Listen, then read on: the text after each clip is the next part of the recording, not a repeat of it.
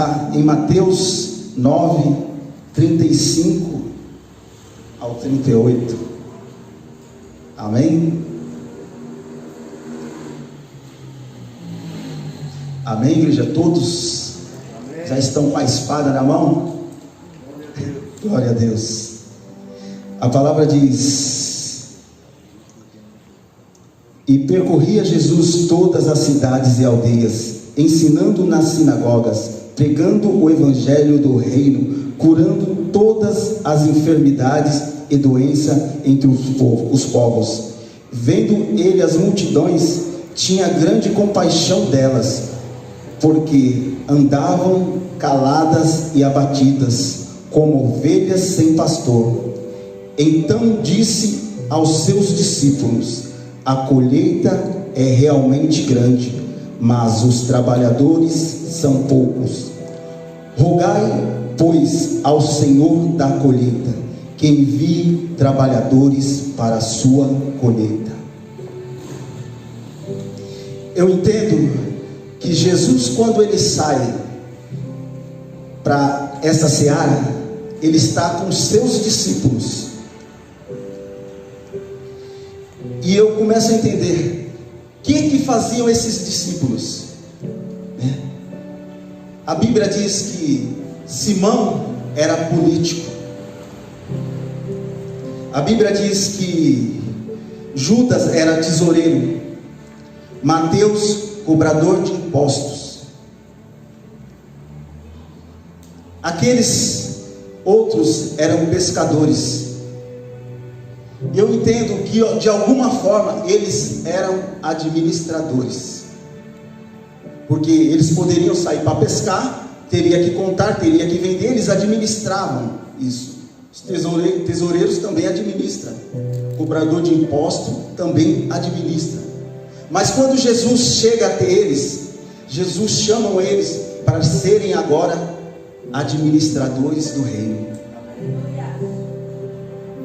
Mas eu entendo assim, irmão, quando Jesus chama eles para serem administradores, eles aceitam largar tudo. Largar tudo. E a primeira coisa que Deus me falou aqui, irmãos, que administrador não é dono, que tudo é dele, tudo é por ele e tudo é para ele. E o segundo ponto que eu entendo, irmão, um administrador é contratado para quê? Para cuidar e para que haja lucro. Então o administrador tem que dar lucro, os discípulos têm que dar lucro. Irmãos, olha para quem está do seu lado, arregala aquele olho e fala: você é discípulo, você tem que dar lucro. A Miriam já olhou para todo mundo, para a igreja toda. Então, irmãos, eu entendo que Jesus ali, ele já falou que eles iam dar lucro, porque Jesus já conhecia os discípulos e já sabia que eles teriam que fazer algo. Então Jesus parte para começar a ensinar. E quando Jesus percorre todas as cidades e aldeias, ele percorre ensinando. O que eu começo a entender, irmãos, Jesus, ele vai nas cidades e nas aldeias. Então tem gente aqui que tem medo de pregar para a multidão, mas começa a pregar para a aldeia que está do seu lado.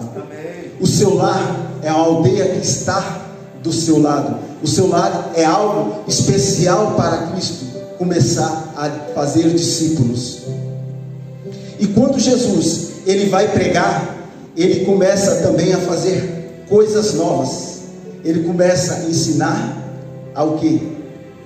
A curar os enfermos, né? Jesus ele fala aqui, ó, vamos curar os enfermos, os doentes, os povos, né? E estava pregando. Só que daí eu vejo no versículo aqui embaixo, no 10, no 6, 11 diz assim: Ide antes as ovelhas perdidas da casa de Israel, e indo pregai, dizendo: o reino dos céus está próximo.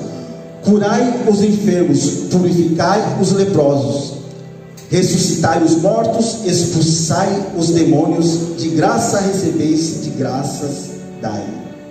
Então entenda assim, irmão. Jesus primeiro ele ensina que você tem que pregar e que você tem que curar os enfermos. Mas aqui embaixo Jesus já manda que eles expulsam demônios, que ele cura os enfermos, que ele prega o evangelho e que ele ressuscita os mortos. É difícil a gente crer para ressuscitar mortos, né, irmãos? Se eu falar para a igreja aqui, quem já pregou o evangelho para alguma pessoa? Eu creio que toda a igreja. Porque se você conhece o amor de Cristo e você está aqui hoje, o seu testemunho já prega para outras pessoas. Se eu perguntar se Deus já te usou para curar algum enfermo, eu creio que muitas pessoas também vão levantar a mão e vão falar que já. Agora, se eu perguntar para você, Deus já te usou para ressuscitar o morto? Pode levantar a mão. Quem Deus já usou para ressuscitar o morto? Tem gente, irmão, que está pensando que Deus não ressuscita. Mas eu vou falar algo para você. Tem pessoas que estão aqui hoje, que chegou aqui morto. O morto que eu falo é espiritualmente. Mas teve discípulos que saiu da sua casa para ir pregar o evangelho, para ressuscitar aquele que estava morto. E a Bíblia, ela nos ensina, irmão, que nós faremos coisas que Ele já fez e coisas maiores. Mas isso é para quem crê. A igreja crê? Amém. Então, irmãos, pode se preparar, porque vocês farão coisas maiores do que aqueles que Ele fez e o que um dia Ele fará, porque a volta de Cristo está perto. Quando o bispo pregou aqui hoje, irmãos, ele veio relatar que ele sente que Cristo está tão próximo que pode ser nesta geração ou na geração do filho. E aqui a Bíblia está dizendo aqui, ó: ide antes as ovelhas perdidas da casa de Israel, e indo pregar, dizendo: o reino de Deus está próximo. O que eu entendo, irmão, que Deus ele vem nos avisar, que Deus ele vem nos falar que Ele já está às portas. E às vezes a gente pensa assim: aquele pai, aquele filho, será que vai dar tempo? Mas a Bíblia também diz que todo joelho e toda língua confessará. E enquanto existir discípulos, ainda haverá o Evangelho. É difícil a gente pensar que a qualquer momento, como fumaça, tudo vai. Mas a Bíblia, ela é clara para dizer isso. Indo pregar o Evangelho, dizendo que o reino de Deus está próximo. A gente falar de Jesus, do amor de Jesus, é tão lindo, irmão, porque a gente sabe que Ele nos amou primeiro. Mas é Deus, Ele está falando aqui sobre a colheita, que nós temos que buscar aqueles que estão perdidos. E quando Deus ele fala, Jesus ele está falando que pregai aqueles que estão fora. Então ele está falando para aqueles que já foram, já estavam dentro, né? Quando a gente vê a palavra dizer que a água vem e é jogado a semente, e a semente ela cai em pedra que não vinga, cai em espinhos que não vingam, e cai em terra boa, que vinga, mas também cai em terra batida. Sabe o que é terra batida, irmão? É aquele crente machucado, aquele crente que não aceita você falar de Jesus para ele, porque ele está machucado. Mas ele foi machucado não por Jesus, ele foi machucado pelo homem. Mas muitas das vezes, irmão, nós temos que jogar a semente ali, porque não é nós que vamos modificar, é a terra que tem que reagir.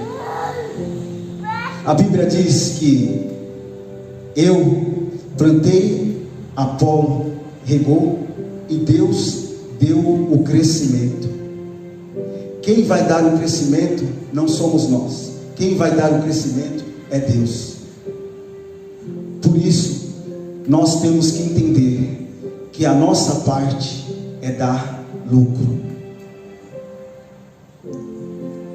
Hoje, irmãos, é um motivo de alegria para mim ver um irmão que está aqui na igreja comigo.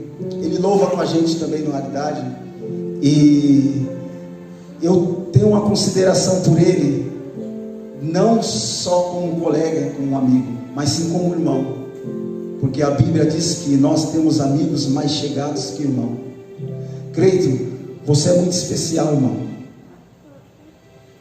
Eu sei das lutas que você passa, eu sei das guerras que se colocaram à sua frente, mas eu quero te dizer, Deus é contigo, irmão, e tudo vai mudar. A Bíblia diz que nós temos que crer.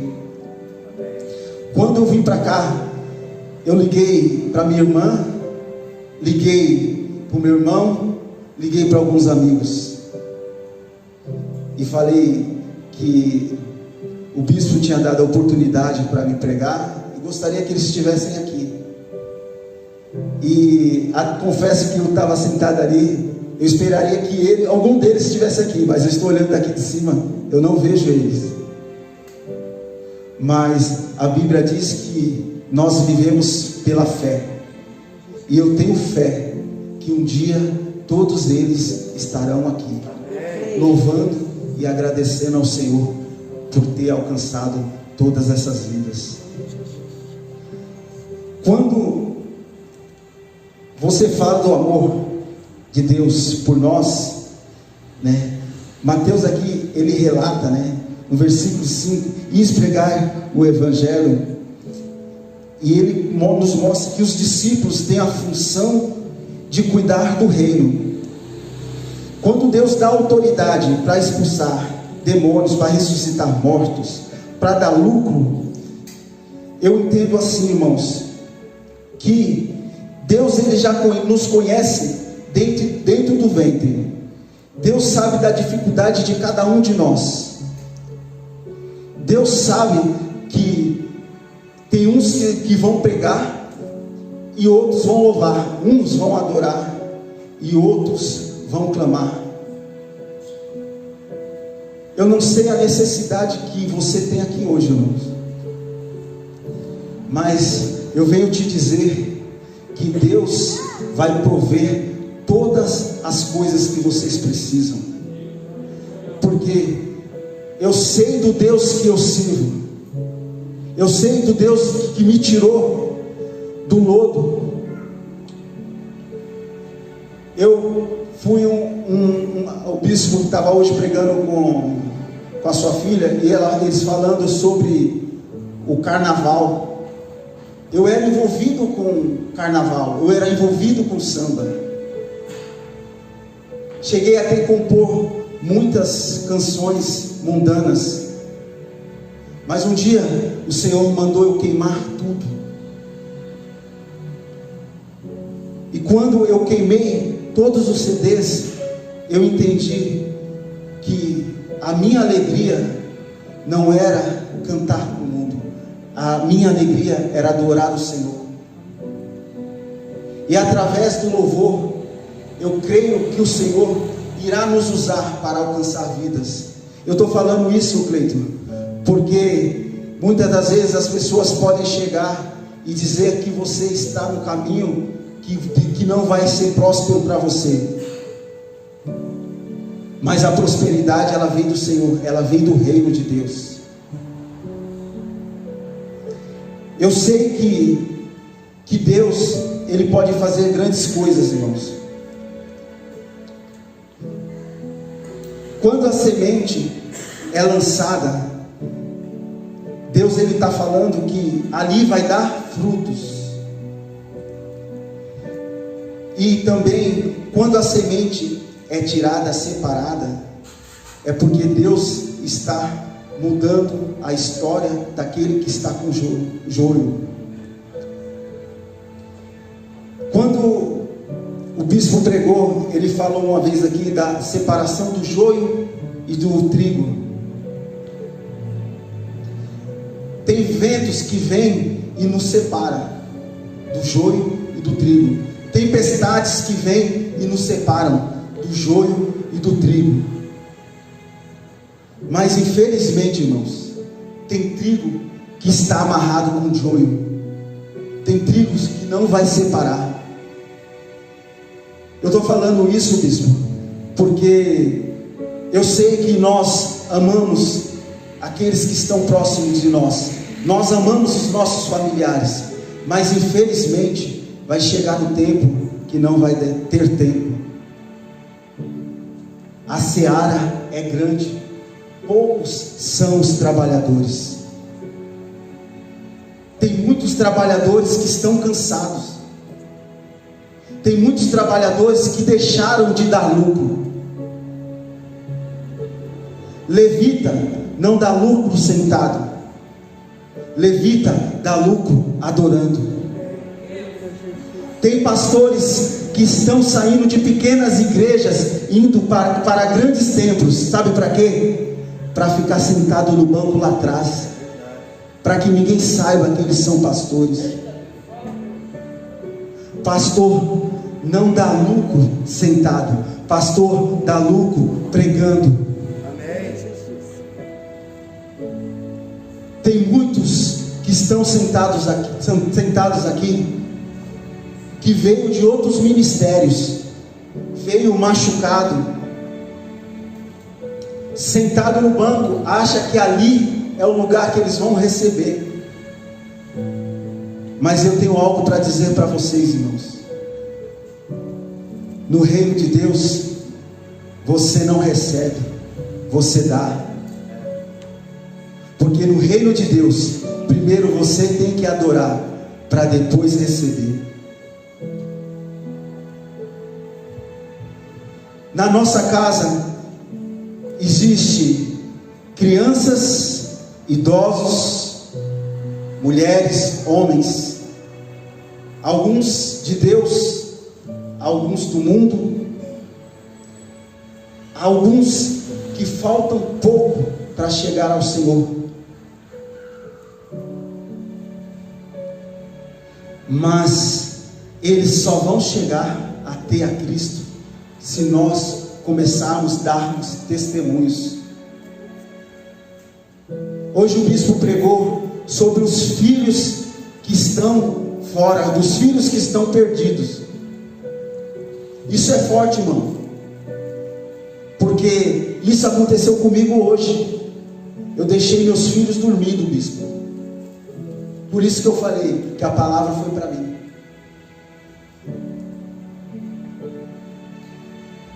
Hoje eu posso dizer assim: não serei ignorante, mas também não serei omisso, porque a palavra me ensinou, e essa palavra entrou, e essa palavra já modificou. Amém.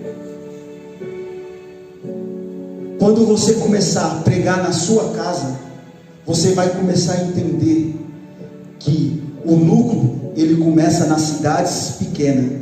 O lucro, ele vai começar no vilarejo. O lucro, ele vem de baixo para cima.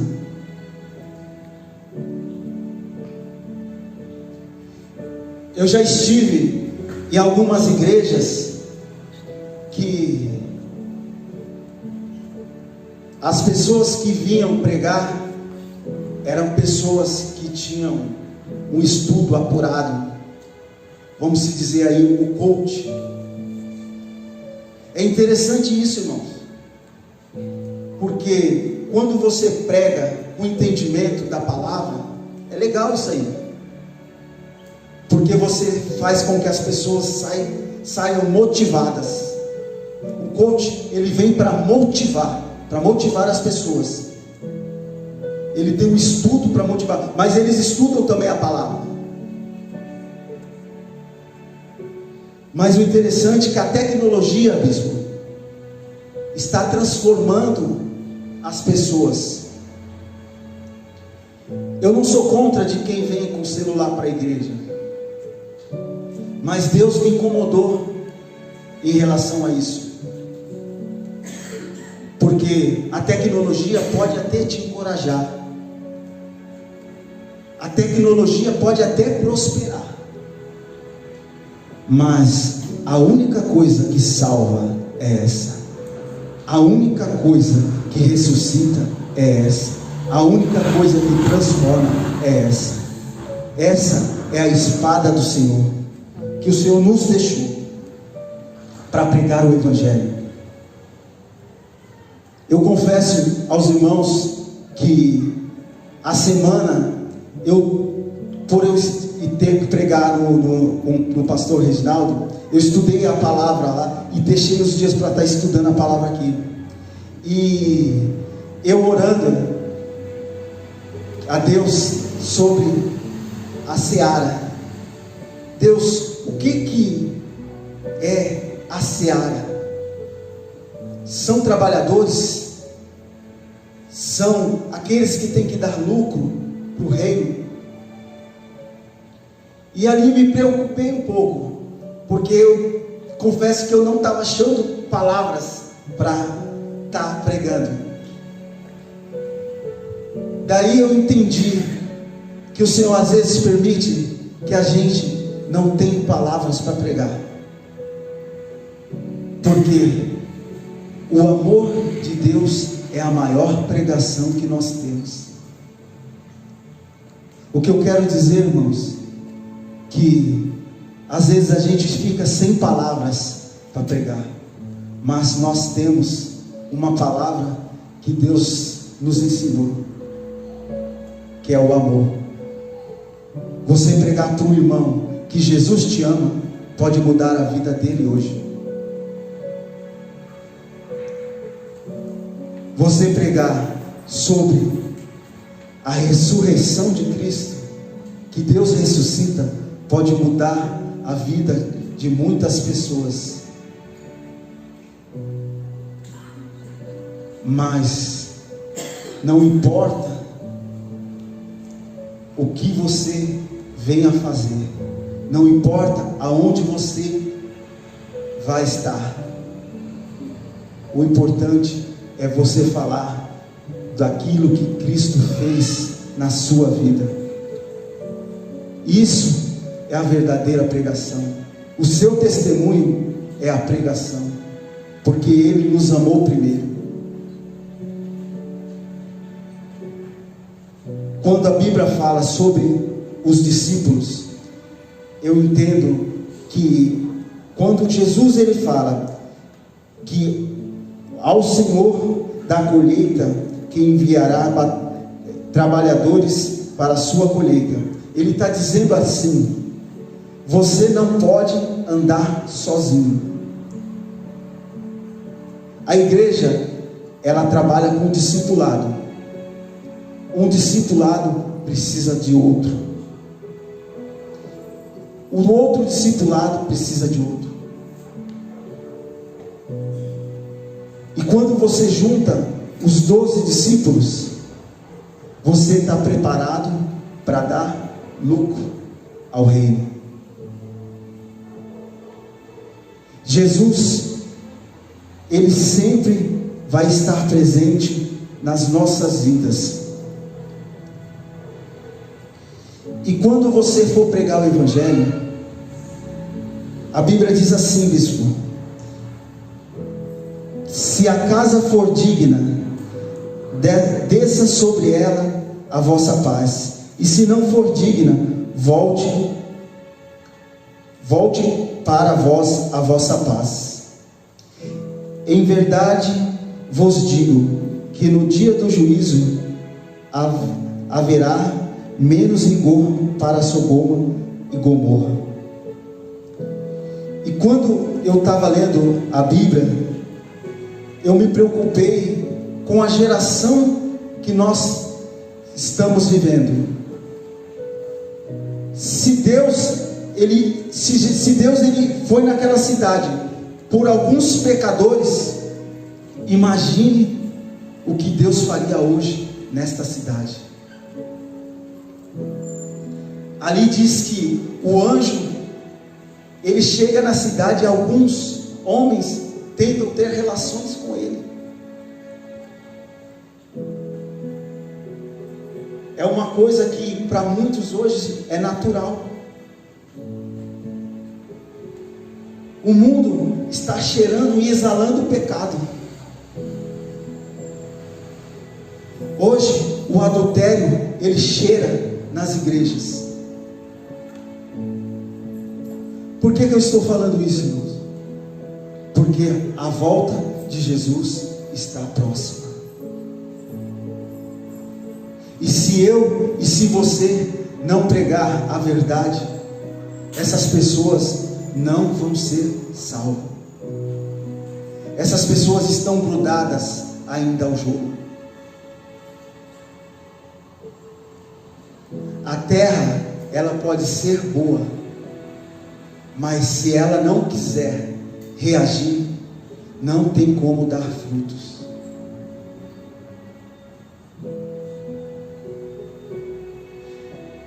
Quando Deus ele fala que você vai até a casa e dá a paz, e se aquela casa não te dá a paz que você dá volta para você.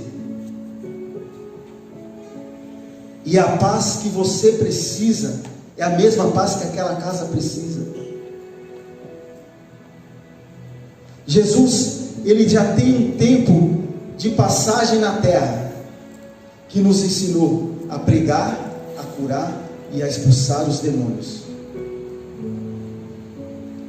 Hoje, nós temos o tempo de pregar o Evangelho a toda criatura. O Evangelho não é só pregado para aqueles que estão na casa e que estão fora. O Evangelho também tem que ser pregado para aqueles que estão perdidos. Eu louvo a Deus por ter pessoas que se colocaram na brecha para hoje estar pregando o Evangelho. Eu louvo a Deus pela vida da Bia, que está pregando o Evangelho para as crianças. E hoje ela contou um testemunho lindo de uma criança que os salgadinhos, que Deus fez prosperar os salgadinhos, Para muitos acham até engraçado, irmão, mas eu fico feliz porque é o mesmo Deus que fazia milagres antes, é o Deus que está fazendo milagres hoje. Se a seara é grande e poucos são os trabalhadores, está na hora de você se levantar, irmãos. Está na hora de você pregar aquilo que Deus fez na sua vida. Está na hora de você começar a dar lucro,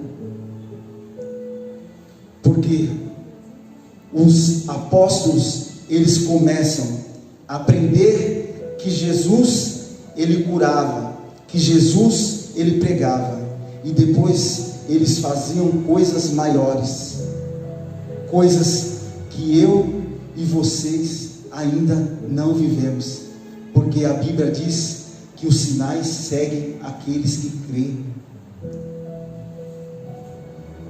Ali eles criam que Deus poderia mudar tudo.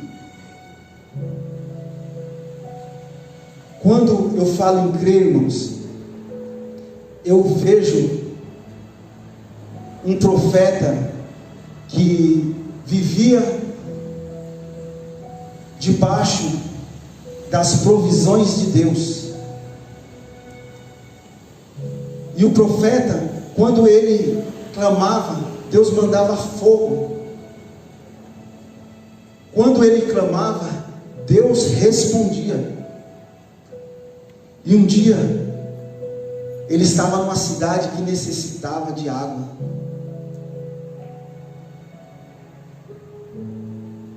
Ele estava por aquele povo. E ele falava para o menino: suba e olha no céu, se há algum sinal. O menino subia e olhava, não via nada. Ele mandava que o menino fosse de novo: suba, olha de novo. O menino subia, descia, não via nada. Na 7ª vez ele diz: suba e olha se tem um sinal. O menino disse que via uma mão do tamanho da mão de um homem, uma nuvem do tamanho da mão de um homem. O que eu quero dizer, irmãos, que Deus não precisa de uma nuvem grande para fazer uma tempestade. Deus precisa de pequenas coisas para mudar um bairro. Deus precisa de para mudar uma multidão. Se você está aqui hoje, é porque você sabe que você tem a capacidade de dar lucro. Eu pergunto para você, irmão, por quanto tempo você ainda vai continuar sentado? Deus já te chamou para adorar. Deus já te chamou para o primeiro amor.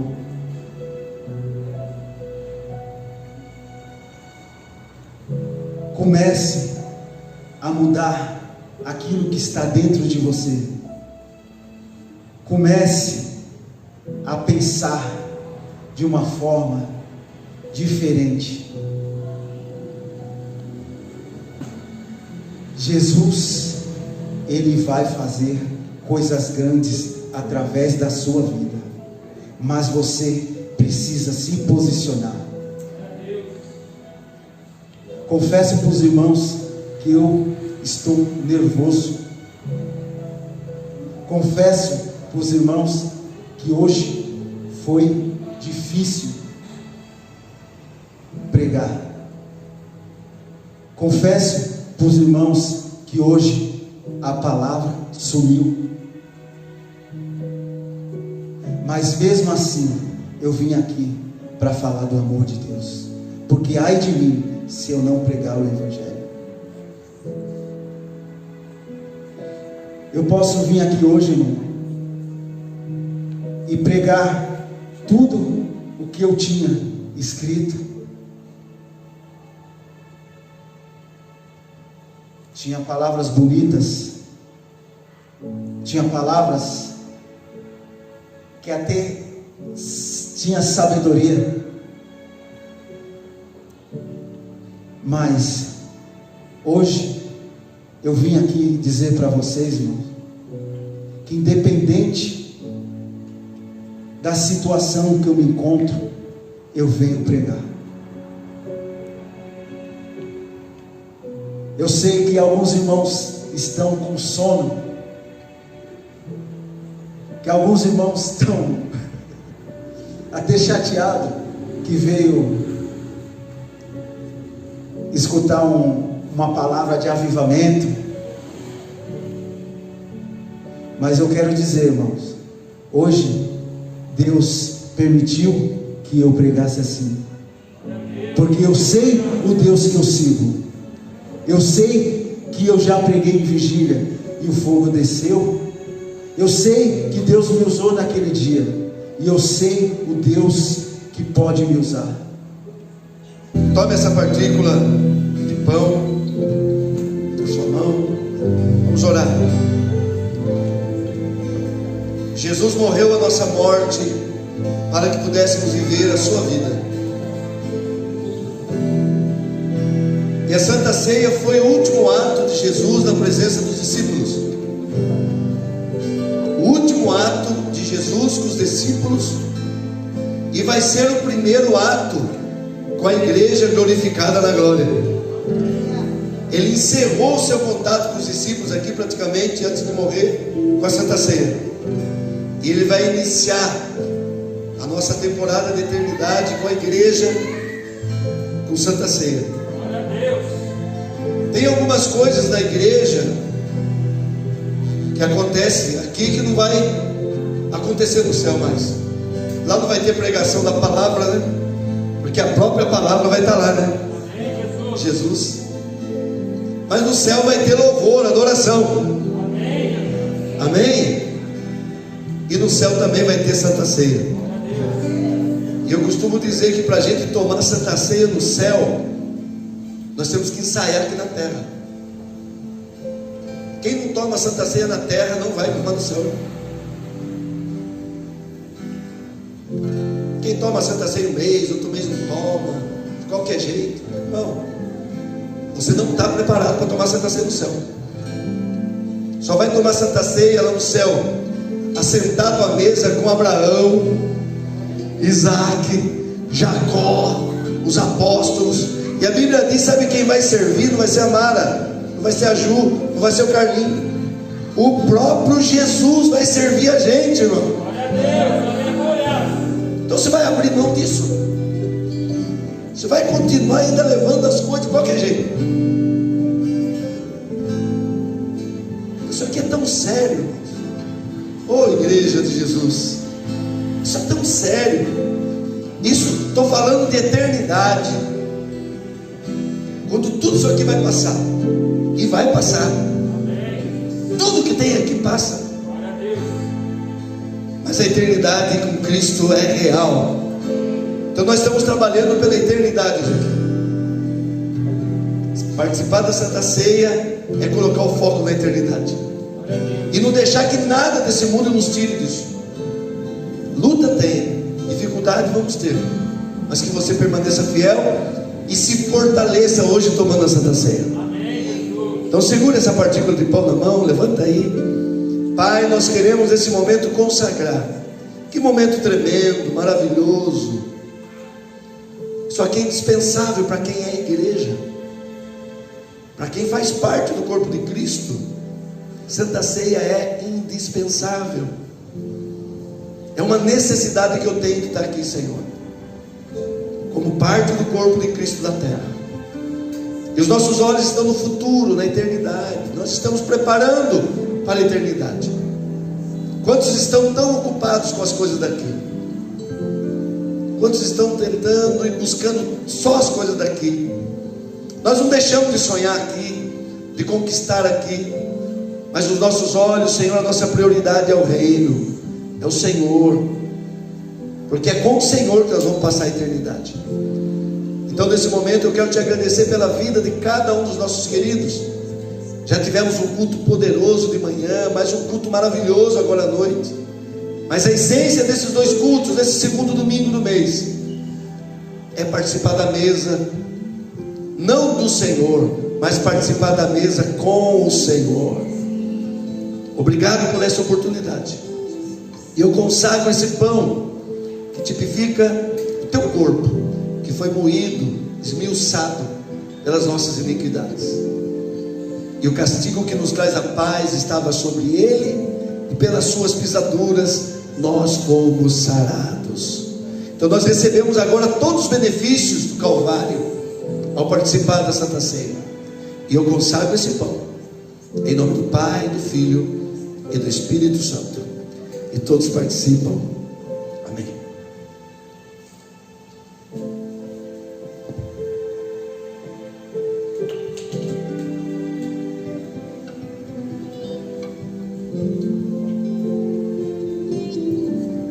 Apresentamos agora esse suco de uva que simboliza o sangue de Jesus, a nova aliança que foi derramada até a última gota, para que nós tivéssemos salvação, redenção, saúde, para que tivéssemos um propósito na nossa vida, para que reconhecêssemos a nossa identidade em Jesus, para que todas as maldições fossem quebradas, aleluia, para que tivéssemos produtividade.